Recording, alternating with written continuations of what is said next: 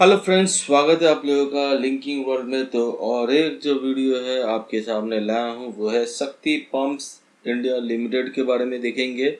इसकी history of return भी हम लोग चेक करने वाले हैं एंड फंडामेंटल भी चेक करेंगे, ऑर्डर बुक भी चेक करेंगे एंड ये अपने हिस्ट्री में कॉर्पोरेट एक्शन यानी कि बोनस कैसे दिया है और अपना डिविडेंड कैसे पे आउट करती है, इस सब कुछ इस वीडियो में हम लोग कवर करने वाले। अगर आप चैनल में पहली बार आए हैं तो कृपया करके लाइक बटन जरूर दबाना एंड सब्सक्राइब करके नोटिफिकेशन बेल आइकन भी जरूर क्लिक करना। वीडियो अगर बहुत अच्छा लग गया तो कृपया करके शेयर भी कर दीजिएगा अपनी कलीग्स को, अपने दोस्तों को, अपने परिवार वालों को, जिसे आप चाहते हैं कि स्टॉक्स के बारे में उसको सतर्क रहना जरूरी है। ओके, यानी कि इन्फॉर्म रहना जरूरी है। ओके, सो चलिए वीडियो को शुरू करते हैं एंड हिस्ट्री ऑफ रिटर्न के साथ। तो यहाँ पर हम देखते हैं कि वन डे में 1.57% की रिटर्न देखने को मिली है, वहीं पे 5 डेज में -1.63% की गिरावट देखने को मिली है। इवन दो अगर हम बात करें वन मंथ में भी 7% की गिरावट है, 6 मंथ में 27.5% की गिरावट है, वहीं पे ईयर टू डेट में 17% की गिरावट है, 1 ईयर में 36 यानी 37% की तेजी के साथ क्लोज हुई है एक साल के अंदर। वहीं पे 5 साल की बात करेंगे तो 2960.22% की तेजी यहाँ पे देखने को मिली है सिंस 2020 लॉकडाउन से। एंड मैक्सिमम लेवल की बात करेंगे तो 12,333% की ग्रोथ के साथ क्लोज हुई है। तो आप समझ सकते हो मैक्सिमम लेवल में भी अगर हम बात करें तो 2011 से स्टॉक चल रही है। एटलीस्ट बोलूँ तो ये कंपनी में 14 साल होने को आया है।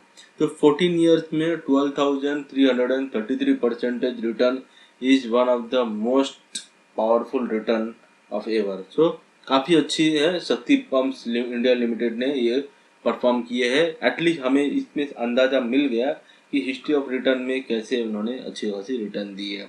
बात करते हैं इनकी कुछ ऑर्डर्स बुक की। ऑर्डर्स बुक में इस कंपनी के पास अगर हम बात करें तो ये है, आप देख सकते हो Q2 फाइनेंशियल ईयर 25 में company has an order books of 1800 crore, that is 1800 crore का इनके पास ऑर्डर बुक्स है। सो यहाँ पे हम देख सकते हैं ये एक्सपोर्ट भी करती है, इसमें भी लिखा है। और एक्सपोर्ट कहाँ कहाँ करती है, मिक्स है। एशिया में 34% एक्सपोर्ट है, अफ्रीका में 21% एक्सपोर्ट है एंड मिडिल ईस्ट में 21% का एक्सपोर्ट होती है एंड यूएसए में 17% का एक्सपोर्ट होती है। रेस्ट ऑफ द वर्ल्ड 7% का एक्सपोर्ट होता है। तो ओवरऑल हम बात करें तो शक्ति लिमिटेड कोई मामूली नहीं है। ये कंपनी यानी बनाती है, डोमेस्टिक एंड इंटरनेशनल मार्केट है इनका, ये काफ़ी अच्छी है। हमें सब कुछ समझ में आया कि बिजनेस पैटर्न के बारे में। वही बात करेंगे मार्केट कैप 11,207 पर करोड़ का है, वहीं पे इसकी जो करंट प्राइस है वो 932 है। तो अपना जो all time high 52 week high पे 1398 से बहुत नीचे आई है, दैट इज 932 रुपीज़ के आसपास, जबकि इसकी जो लोएस्ट था 645 है, इससे कम से कम 300 रुपीज़ आगे निकल चुकी है।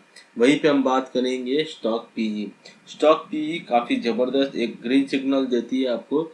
जब ये 30 के नीचे आ जाए तो समझ जाना वो ग्रीन सिग्नल दे रही है, यानी कि परचेज करने का सही है, बाई का अच्छा टाइम होता है। वो स्टॉक पी देख के ही आपको खरीदना बहुत जरूरी होता है।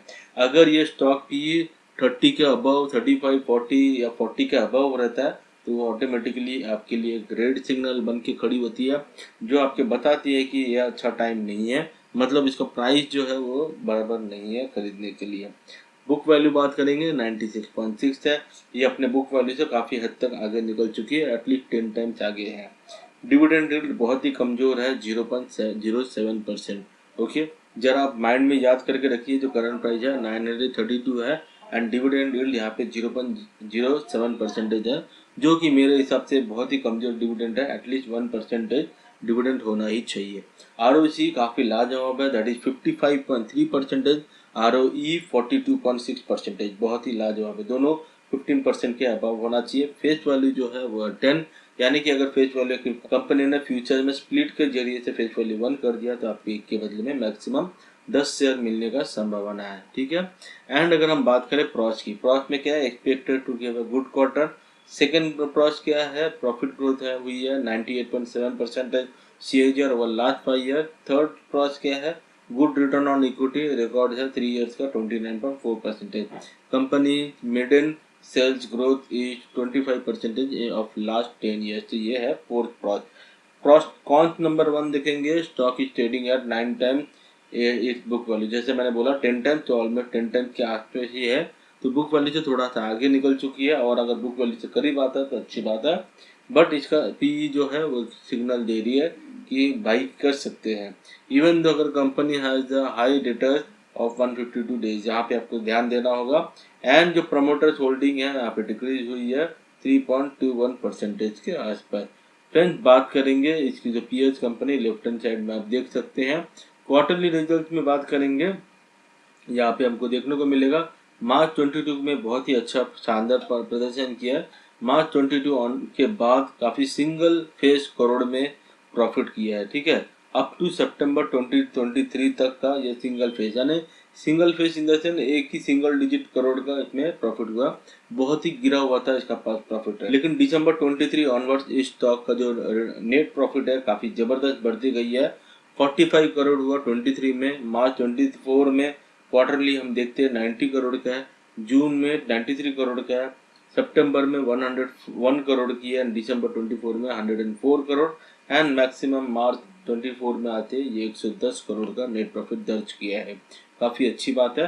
प्रॉफिट एंड लॉस की बात करें तो यहाँ पे आपको एक बार नेगेटिव देखने को मिलेगी। मार्च 2020 में हम यहाँ पे देख सकते हैं -14 करोड़ का लॉस हुआ था। हमें समझ में आती है कि ये लॉकडाउन का फेज था, तो हमें समझ में आएगी कि ये मान सकते हैं।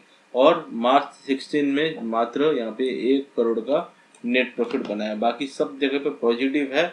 लेकिन अगर हम करंट ट्रेंड देखेंगे, मार्च 2025 में बहुत ही शानदार परफॉर्म किया है 408 करोड़ के क्लोजिंग के साथ। हाँ, नेट प्रॉफिट अगर मार्च 24 का देखेंगे वो है 142 करोड़ की।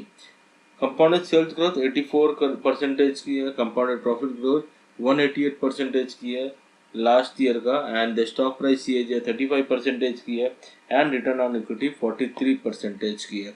ओके, सो बात करेंगे बैलेंस शीट। बैलेंस शीट में आपको मैंने इससे पहले ही बताया था, एटलीस्ट 800 करोड़ का बोरोइंग हाथ में है, जबकि रिजर्व जो है 1041 करोड़ का इसके पास रिजर्व है, और जो इक्विटी कैपिटल 120 करोड़ के आसपास है।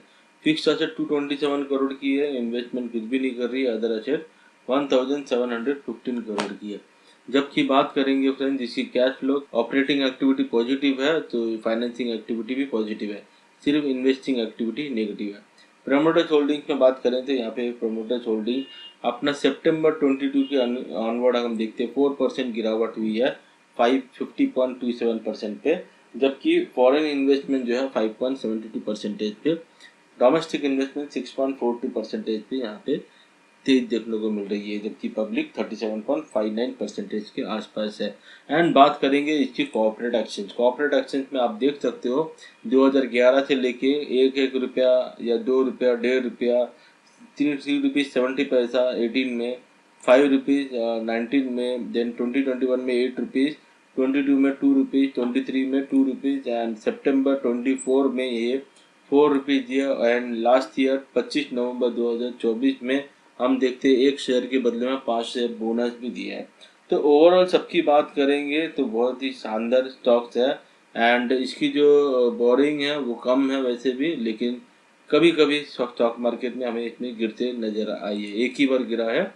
एंड ओवरऑल आपको कैसा लगा ये हमें कमेंट सेक्शन में आकर जरूर बोलना। उम्मीद करता हूँ छोटी सी वीडियो आपको अच्छी लगी तो लाइक शेयर सब्सक्राइब जरूर कर देना। अभी मैं लिंकिंग कॉल से साइन अप करता हूँ, मिलते हैं अगले वीडियो में, तब तक के लिए धन्यवाद, जय हिंद।